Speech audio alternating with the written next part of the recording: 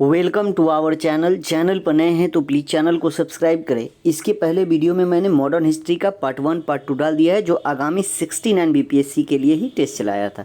उसमें लगभग 150 क्वेश्चन कराया था और ये टेस्ट जो है ये साइंस से जुड़ा हुआ है, जिसमें 3 पार्ट में होगा। पहला पार्ट में 1 से 50 तक क्वेश्चन, उसके बाद 51 से 100 और फिर 100 से लेकर 150 तक क्वेश्चन होगा, जो आगामी 69 बीपीएससी के लिए बहुत इंपॉर्टेंट है, क्योंकि साइंस से क्वेश्चन 30 पूछे जाते हैं और ये आप 4-5 साल के क्वेश्चन उठाकर देख ले, 30 क्वेश्चन रेगुलर पूछे जाते हैं। तो ज़रूरी है आपको 69 के लिए साइंस पर फोकस करना। ठीक है, चलिए अब हम लोग क्वेश्चन देखते हैं।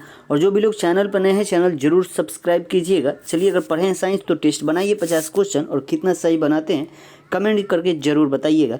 देखिए, पहला क्वेश्चन दिया हुआ है कि डेंगू एक बुखार है जो उत्पन्न होता है तथा दूसरे मनुष्य में पहुंच जाता है।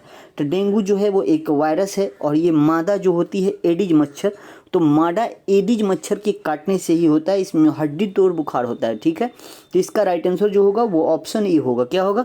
ऑप्शन ई होगा। अगला क्वेश्चन हम लोग देखते हैं। अगला क्वेश्चन का दिया है कि यदि कोई मानवीय रोग विश्व में बृहद क्षेत्र में फैल जाता है तो उसे क्या कहते हैं? आसान क्वेश्चन है। अगर कोई मानवीय रोग अगर विश्व में फैल जाता है तो उसे पेंडेमिक कहते हैं। क्या कहते हैं? पेंडेमिक। जैसे अभी कोरोना क्या है? कोरोना एक पेंडेमिक था, क्योंकि ये पूरा विश्व में बृहद क्षेत्र में फैला हुआ था, इसे पेंडेमिक कहा जाता है। देखिए, अगर बात करेगा यहाँ पे एंडेमिक कहते हैं। एंडेमिक किसे कहते हैं? जब कोई रोग किसी विशेष क्षेत्र, यानी कोई क्षेत्र जो है वो विशेष क्षेत्र की जनसंख्या में अस्थायी रूप से विद्यमान करता है, उसे एंडेमिक कहते हैं। वही एपिडेमिक का बात करेगा तो एपिडेमिक किसे कहते हैं? जब कोई संक्रमण रोग जो होता है वो निश्चित जनसंख्या, यानी जनसंख्या निश्चित हो और कम समय में तेजी से फैल जाए, उसे एपिडेमिक कहते हैं। क्या कहते हैं? उसे एपिडेमिक कहते हैं। ठीक है, तो इसका राइट आंसर कौन सा होगा बाबू? पेंडेमिक हो जाएगा, यानी option E is right answer. अगला क्वेश्चन हम लोग देखते हैं। अगला क्वेश्चन है कि भोजन विषाक्तता का कारण होता है। जो भोजन होता है उस विषाक्तता का कारण क्या होता है, ये क्वेश्चन है। तो जो भोजन विषाक्तता होता है वो सैल्मोनेला बेसिलाई के कारण होता है। किसका? सैल्मोनेला बेसिलाई नामक एक जीवाणु के कारण जो होता है, ये भोजन जो होता है वो विषाक्तता होती है। ठीक है, तो राइट आंसर क्या होगा? ऑप्शन बी होगा। अगला क्वेश्चन देखते हैं कि फेरोमोन्स पाए जाते हैं। तो फेरोमोन्स कहाँ पाए जाते हैं? फेरोमोन्स जो है ये कीटों में पाया जाता है। कहाँ पाया जाता है बाबू?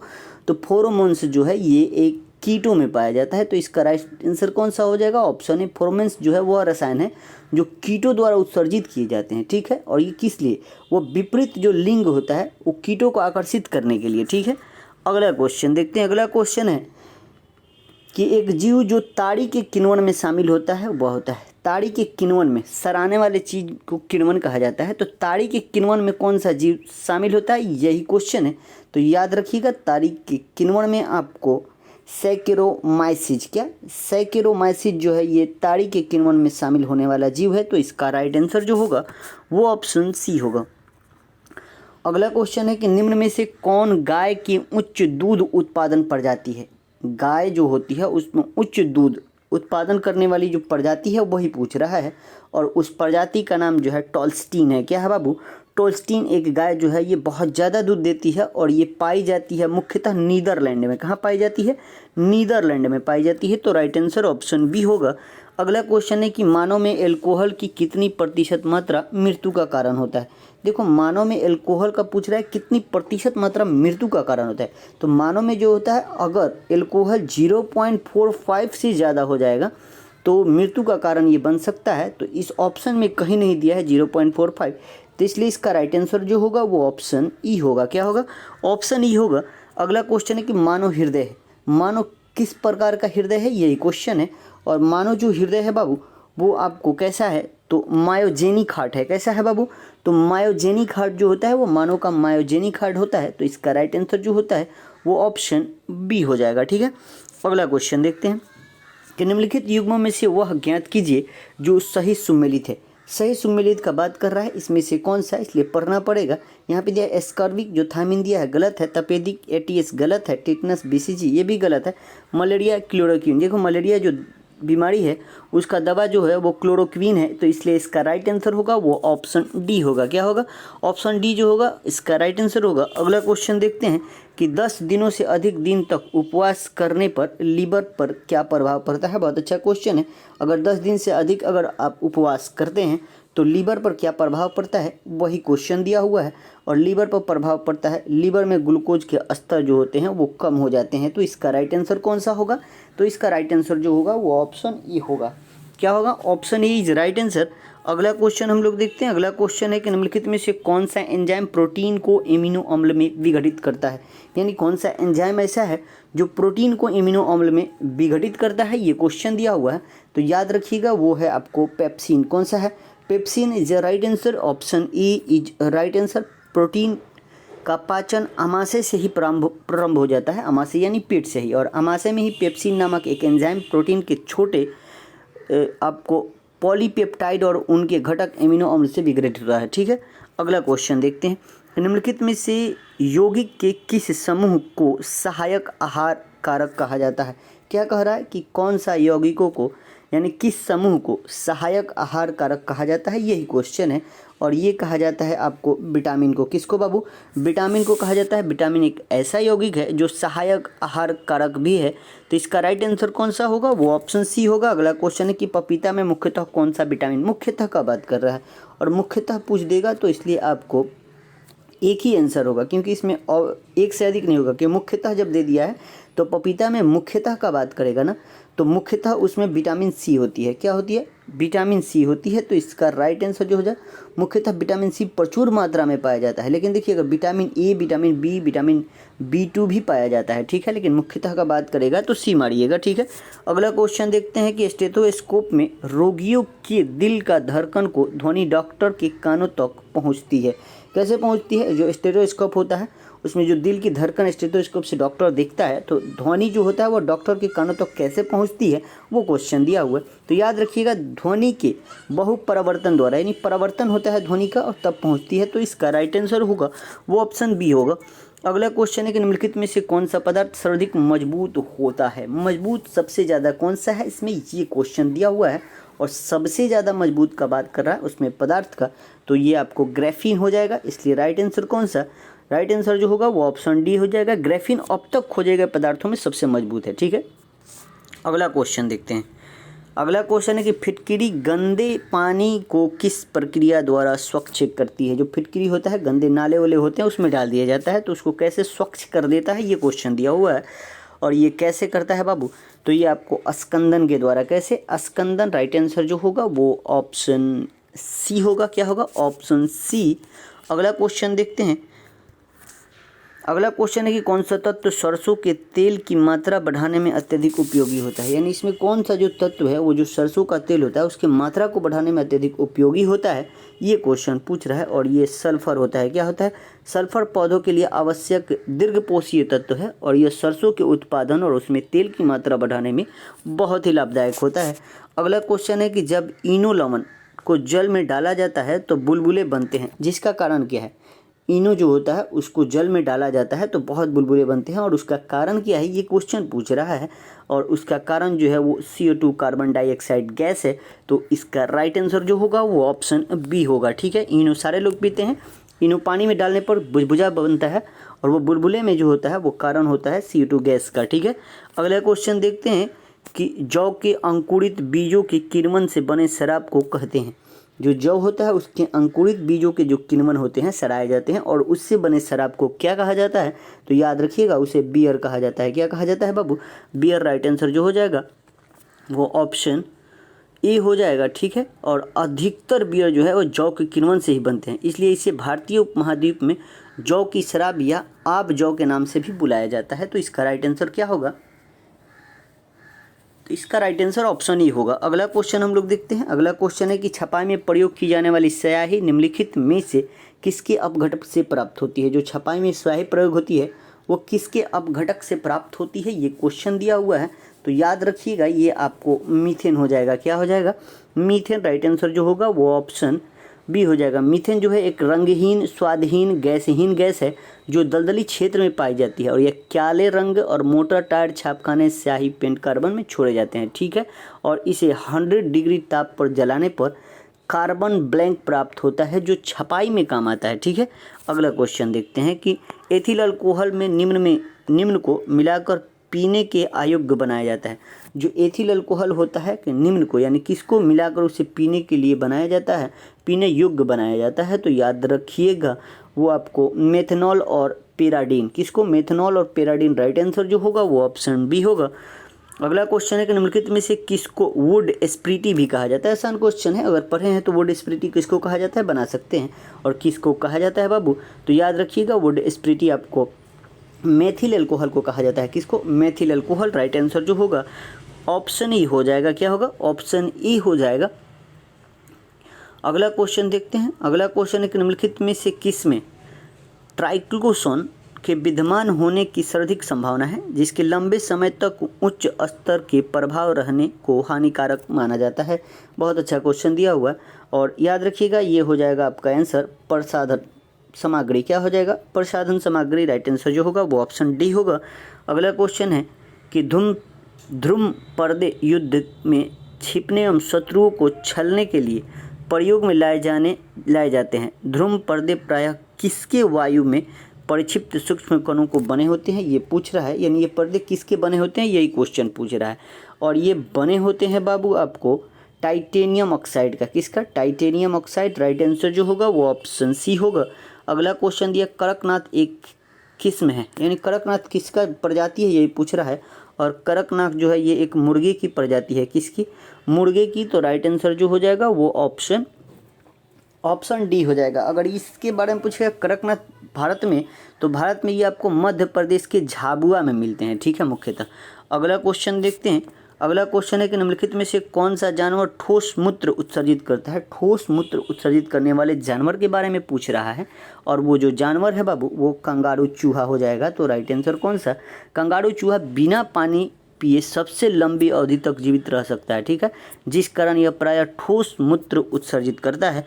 इसका राइट आंसर ऑप्शन ए। अगला क्वेश्चन है कि पित्ताशय में उपस्थित पत्थर निम्नलिखित में से किसका पाचन प्रभावित करता है।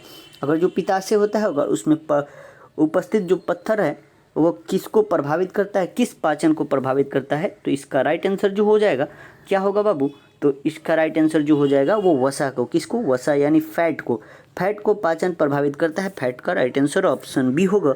अगला क्वेश्चन है कि ऊर्ध्वाधर तल यानी एलिवेशन और क्षैतिज तल यानी एजीमथ में कोणीय दूरी को मापने में प्रयुक्त होने वाले यंत्र को क्या कहा जाता है।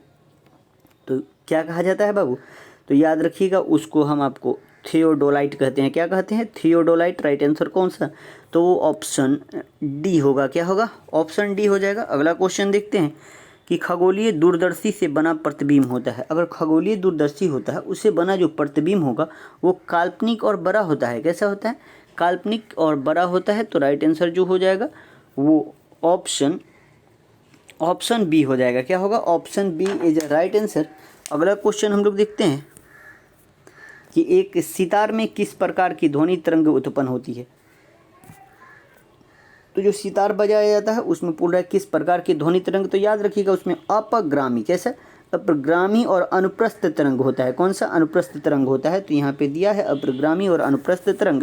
तो राइट आंसर ऑप्शन डी होगा। अगला क्वेश्चन क्या दिया है कि दावी एनसीआई और वेडिटस नासा द्वारा घोषित 2 नए मिशन संबंधित है। ये किससे है, ये नासा द्वारा संबंधित मिशन पूछ रहा है किससे संबंधित है। और ये जो हैं आपको संबंधित हैं शुक्र ग्रह से। किससे हैं, शुक्र ग्रह से। अगला क्वेश्चन देखते हैं हम लोग। अगला क्वेश्चन है कि भौतिक में चतुर्थ आयाम का परिचय दिया था।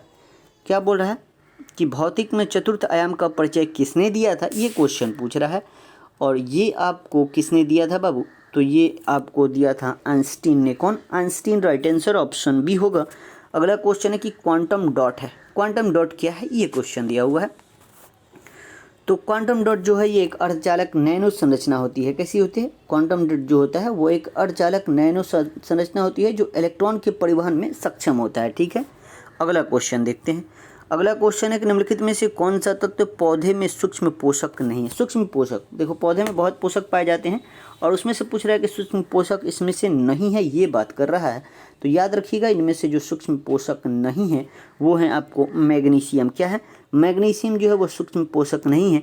तो इसका राइट आंसर जो हो जाएगा वो ऑप्शन क्या हो जाएगा, वो ऑप्शन डी हो जाएगा। ठीक है, देखो पौधे में जो होता है वृद्ध मात्रा में तथा मतलब पौधे जो होते हैं, पौधे में 17 प्रकार के 17 अनिवार्य तत्व होते हैं, ठीक है। और उनमें से जो होता है ये आपको मैग्नीशियम जो है वो सूक्ष्म पोषक नहीं होता है। अगला क्वेश्चन हम लोग देखते हैं कि अधोलिखित में से कौन सा पृथ्वी के कार्बन चक्र में कार्बन डाइऑक्साइड की मात्रा को नहीं बढ़ाता है। बहुत अच्छा क्वेश्चन है। अधोलिखित में कौन सा पृथ्वी के कार्बन चक्र में कार्बन डाइऑक्साइड की मात्रा को नहीं बढ़ाता है, ये क्वेश्चन दिया हुआ है। और कौन नहीं बढ़ाता है बाबू, तो याद रखिएगा ये आपको प्रकाश संश्लेषण, इसका राइट आंसर ऑप्शन बी होगा। अगला क्वेश्चन देखते हैं कि जो मनुष्य यह नहीं समझ पाया कि कब उसे भोजन करना रोक देना चाहिए वह पीड़ित होता है। तो याद रखिएगा वो किससे पीड़ित हो जाएगा, तो वो आपको एक बुलिमिया से पीड़ित हो जाएगा। किससे, बुलिमिया से। Bulimia right answer option A हो जाएगा। बुलिमिया जो है वो नर्वोसा एक प्रकार का भोजन संबंधित विकार है और ग्रस्त व्यक्ति बहुत कम समय में बहुत अधिक मात्रा में भोजन का सेवन करता है। अगला क्वेश्चन देखते हैं कि भारत की जैव ईंधन की राष्ट्रीय नीति के अनुसार जैव ईंधन के उत्पादन के लिए निम्नलिखित में से किनका उपयोग कच्चे माल के रूप में हो सकता है। तो देखिए भारत सरकार द्वारा राष्ट्रीय जैव ईंधन की नीति की घोषणा की गई, जिसके अनुसार किस लिए होता है, जो कच्चा तेल होता है उसके आयात की कमी लाने के लिए किया गया। और घरेलू स्तर पर जैव ईंधन के उत्पादन को बढ़ावा देने के लिए किसका उद्देश्य होता है, इसमें किस किस की तक देखो, सड़ा हुआ आलू, चुकंदर, क्षतिग्रस्त गेहूं दान सबका उपयोग किया जाता है आपको जैव ईंधन के लिए, ठीक है। तो इसका राइट आंसर ऑप्शन ई होगा। क्या होगा, ऑप्शन ई हो जाएगा। अगला क्वेश्चन देखते हैं कि निम्नलिखित में से किस कुल के पौधे से टापा कपड़ा बनाया जाता है, यानी कौन से कुल के पौधे हैं उसे टापा कपड़ा बनाया जाता है, ये क्वेश्चन दिया हुआ है। और ये आपको मोरेसी से बनाया जाता है। किससे, मोरेसी। राइट आंसर कौन सा होगा, राइट आंसर जो हो जाएगा वो ऑप्शन बी होगा। अगला क्वेश्चन है कि अफीम किस श्रेणी की दवा के अंतर्गत आता है। तो अफीम जो होता है वो किस श्रेणी की दवा के अंतर्गत आता है, ये क्वेश्चन दिया हुआ है। ये औषाधकारी के अंतर्गत आता है। तो राइट आंसर जो हो जाएगा ऑप्शन कौन सा, ऑप्शन ई होगा, ठीक है। अगला क्वेश्चन देखते हैं कि निम्नलिखित में से वह कौन सा हार्मोन है जिसकी अधिकता से एक्रोमीगल नामक विकार उत्पन्न होता है, यानी कौन सा हार्मोन है अगर वो ज़्यादा हो जाएगा तो एक्रोमीगल नामक विकार उत्पन्न होने लगता है। और उस हार्मोन का नाम जो है बाबू वो क्या है, तो उसका नाम है बाबू सोमैटोट्रॉपिक हार्मोन। क्या है बाबू, somatotropic hormone. Right answer option E होगा। अगला क्वेश्चन देखते हैं कि मानव शरीर में प्रोटीन का पाचन निम्नलिखित में से किस अंग से प्रारंभ होता है। तो मानव जो शरीर है उसमें प्रोटीन का पाचन किस अंग से, तो ये आपको पहले भी बताए थे, अमाशय से शुरू होता है। तो राइट आंसर ऑप्शन डी होगा। अगला क्वेश्चन क्या दिया हुआ है, अगला क्वेश्चन जो दिया हुआ है कि यदि पादप के जाइलम को यांत्रिक अवरुद्ध कर दिया जाए तब पादप का निम्नलिखित में से कौन सा कारक प्रभावित होगा। तो याद रखिएगा वो जल और विलयों का अभिगमन होता है, ठीक है। तो इसका राइट आंसर वो ऑप्शन बी होगा, ऑप्शन बी। अगला क्वेश्चन देखते हैं कि निम्नलिखित में से कौन सा वर्णक प्रकाश संश्लेषण में सहायक होता है। देखो प्रकाश संश्लेषण में सहायक होने वाला देखो सबसे मुख्यतः जो है क्लोरोफिल ए होता है, ठीक है। क्लोरोफिल ए होता है, लेकिन उसमें यहाँ पे मुख्यतः का बात नहीं कर रहा है, इसलिए यहाँ पे क्लोरोफिल बी भी हो जाएगा। तो दो जब ऑप्शन मिल जाएगा तो आपको कौन सा मारना है, आपको मार देना है ऑप्शन ई मार देना है। क्या मार देना है, ऑप्शन ई। राइट आंसर कौन सा हो जाएगा, इसमें जेंथोफिल हो जाता है, ठीक है। यहाँ पे चारों ऑप्शन जो दिया हुआ है वो प्रकाश संश्लेषण के वर्णक हैं, लेकिन मुख्यतः पूछता तो आपको क्लोरोफिल ए मारना होता है। अगला क्वेश्चन देखते हैं कि पादपों को प्रोटीन बनाने के लिए निम्नलिखित में से किस तत्व की अधिक आवश्यकता होती है। तो पादपों को प्रोटीन बनाने के लिए सबसे ज़्यादा कौन से तत्व की मतलब ज़रूरत होती है, ये क्वेश्चन दिया हुआ है। और सबसे ज़्यादा आपको नाइट्रोजन की ज़रूरत होती है। तो राइट आंसर ऑप्शन ई होगा, ठीक है। अगला क्वेश्चन है कि निम्नलिखित तत्व समूह में कौन सा पृथ्वी पर जीवन की उत्पत्ति के लिए मुख्यतः उत्तरदायी है। तो जीवन के उत्पत्ति के लिए मुख्यतः बाबू 6 प्रमुख तत्व की भूमिका होती है, इसमें एक नहीं होता है। इसमें कार्बन तो होता ही है, कार्बन के साथ आपको नाइट्रोजन, हाइड्रोजन भी होता है, ठीक है, और सल्फर भी। यहाँ पे चारों ऑप्शन दिया हुआ है, तो यहाँ पे 4 तो हो गया और 6 होता है। इसमें एक फास्फोरस होता है और एक ऑक्सीजन होता है, ठीक है। राइट आंसर कौन सा, ऑप्शन ई हो जाएगा, क्योंकि जो पृथ्वी पर जीवन की उत्पत्ति के लिए कितने 6 तत्व मुख्यतः उत्तरदायी हैं। इसमें कार्बन, हाइड्रोजन, नाइट्रोजन, सल्फर और ऑक्सीजन है, और एक आपको कौन सा है तो फास्फोरस हो जाएगा। ठीक है, अगला क्वेश्चन देखते हैं कि निम्नलिखित में से कौन सा कार्बनिक अम्ल अंगूर और इमली तथा केले में प्रचुर मात्रा में विद्यमान होता है। तो याद रखिएगा वो कौन सा है तो इसका टार्टरिक अम्ल हो जाएगा। कौन सा? टार्टेरिक अम्ल। राइट आंसर ऑप्शन डी होगा। अगला क्वेश्चन है कि भोजन के डिब्बों पर टीन से कलई किया गया होता है, न कि जिंक से। क्यों? क्योंकि टीन की तुलना में जिंक अधिक जो होता है वो प्रतिक्रियाशील होता है। तो इसका राइट आंसर जो होगा वो ऑप्शन सी होगा। अगला क्वेश्चन क्या है?